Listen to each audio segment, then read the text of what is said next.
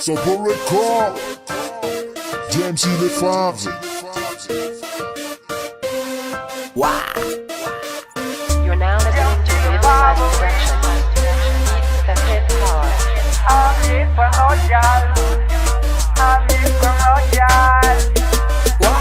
Naitano ni zalza anots nangambela Soga kwano Natendita dich anombol na mela Safuza kwano Ekfosityava no sa matonga jabizengi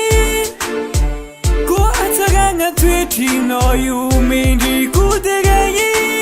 Kenuni zengi baby safata vela Savela ano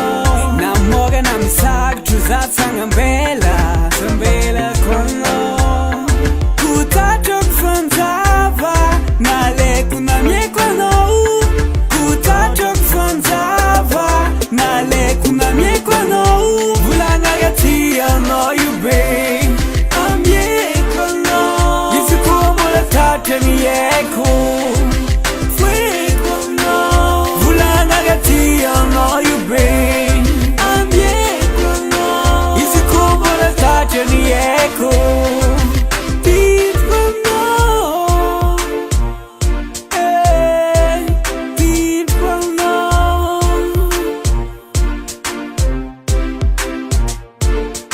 Akila knows I'm a tower paradise Yaka no for a metiamla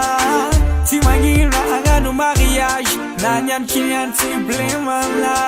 Akila knows I'm a tower paradise Yaka no for a metiamla Timangira agano mariage Nanyan kilian si blemala Kutatok fanzava Nale kunamye kwano Kutatok fanzava Nale kunamye kwano Vulanga gatia no you bang Amye kwano Yisi kubola tate ni eko Fwe kwano Vulanga gatia no you bang Amye kwano Yisi kubola tate ni eko Deep kwano Deep kwano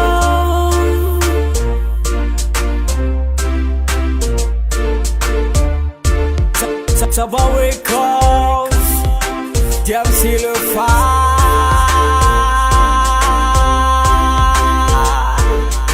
Ton regard me fait bouche bée Mon désir c'est de t'aimer One love, je suis love mais pas autrement Je serai ton favori et aussi ton amant Kutatok fanzava Nale kunamye kwano Kutatok fanzava Nale kunamye kwano Vulanga gatia no you bang Amye kwano Yisi kubola tate ni eko Fwe kwano Vulanga gatia no you bang Amye kwano Yisi kubola tate ni eko